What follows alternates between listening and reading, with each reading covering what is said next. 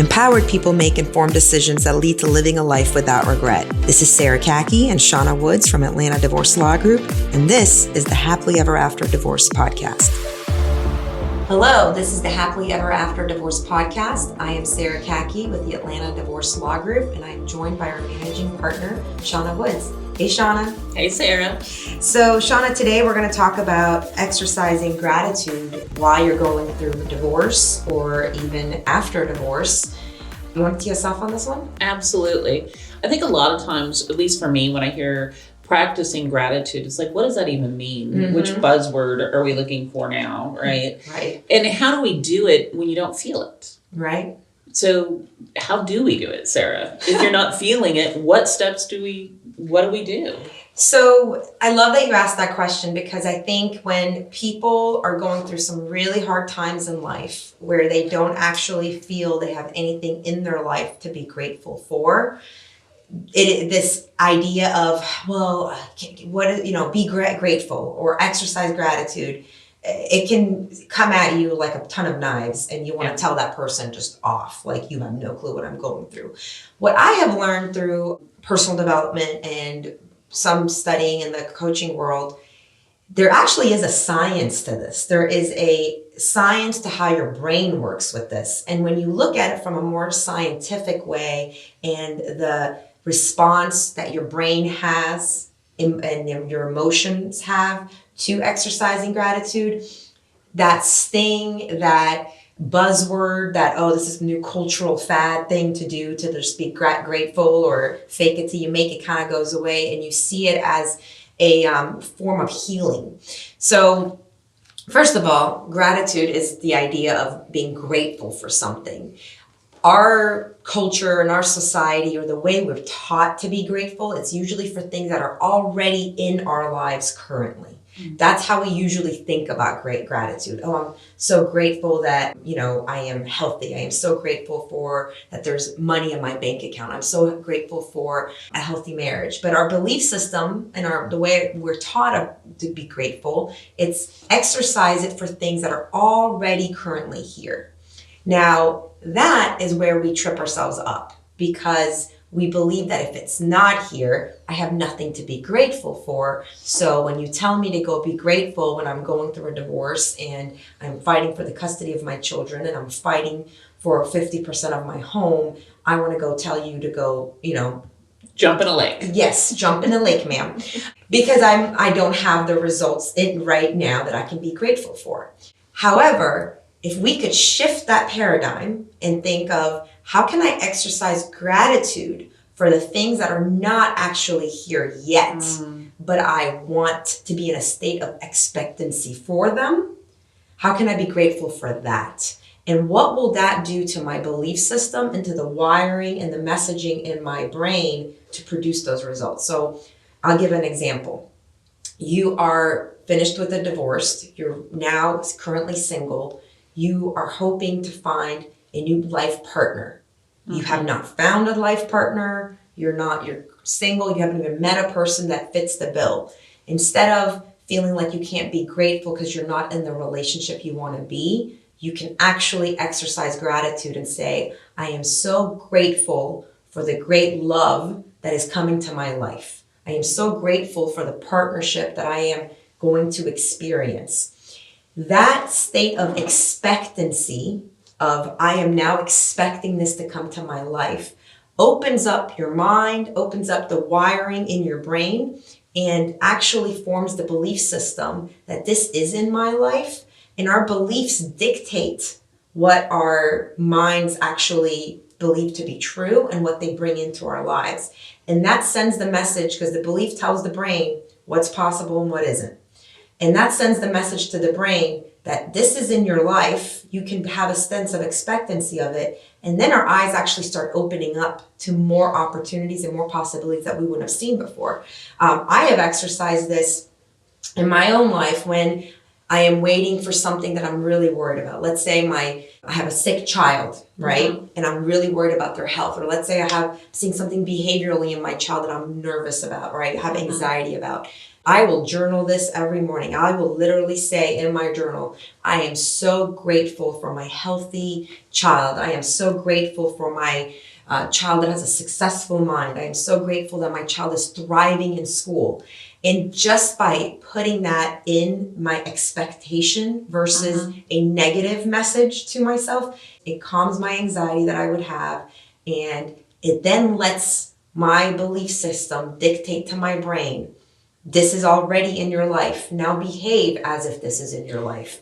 And when I start behaving as if I have a healthy child, and I start behaving as if my child gets good grades and is thriving and has good behavior, the results start showing themselves up because I am showing up from that state, and then the results follow suit. And it's really tricky because people just don't have faith in this process, but there's actual science behind it. And I am not a psychologist and I am not a scientist, but I can point you to the science. The book that talks about this, and it's an old book from a psychologist named Maxwell Maltz, is The New Psycho-Cybernetics. And it's a long book, but it's worth a read. And it actually talks about how your brain takes auto-suggestion from your beliefs. So your brain, and what does auto-suggestion mean? It means the belief system tells the brain, I believe I am beautiful. I believe I am wealthy. I believe that I have a thriving marriage. This auto-suggests to the brain that these things are true. And then the brain starts actually physically, emotionally, hormonally responding to that. And you start showing up as a beautiful, successful person that is in a healthy marriage.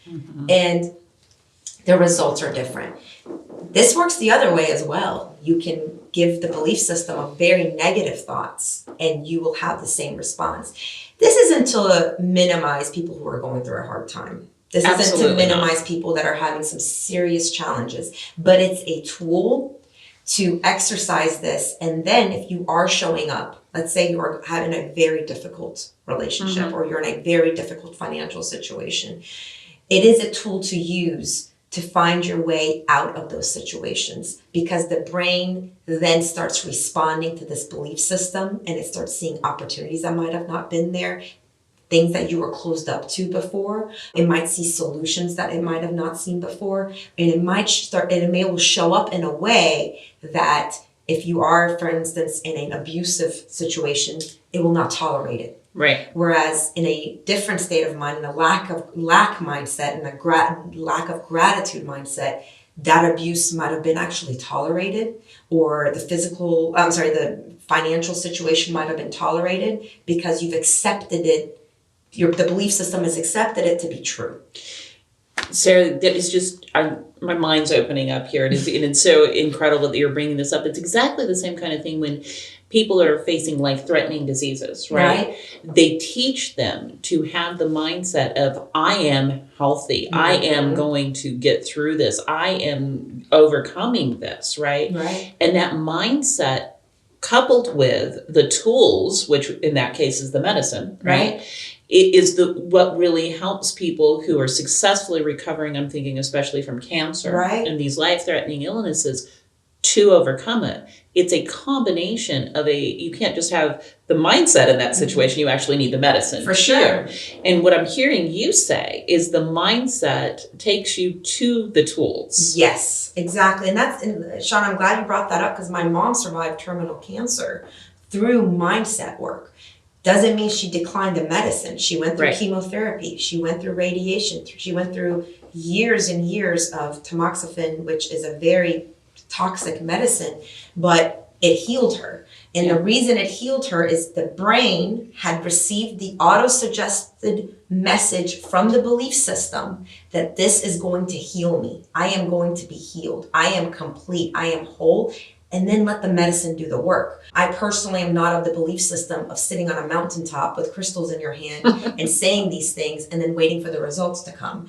This is supposed to put you in the right channel, put you in the right frequency, put you in the right state of mind to take the right actions to make those beliefs become reality. So it needs to be coupled. And I do have to also give a big shout out to the coach I personally worked on with this, is David Nagel.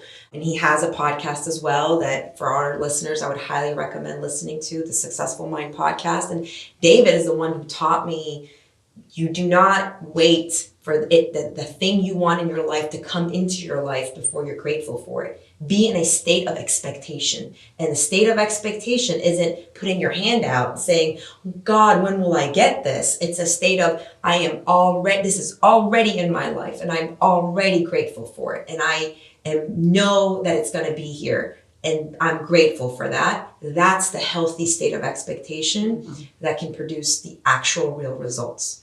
Tell us the name of that book again. The name of the book is The New Psycho-Cybernetics.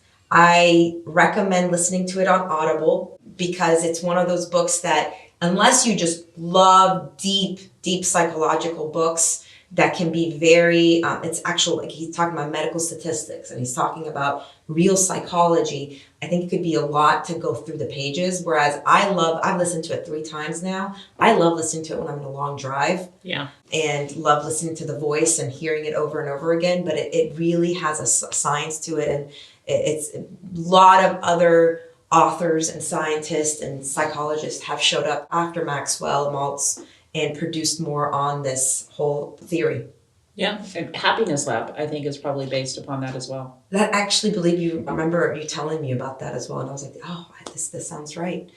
Shauna, anything else that we should cover on this? I think we've covered it. Sounds really an amazing thing to have this brain work for us, right, instead of against us. I love that. And yes, and learning how to use it, right? Right. Learning how you can actually be in charge of it with your belief system. Yeah.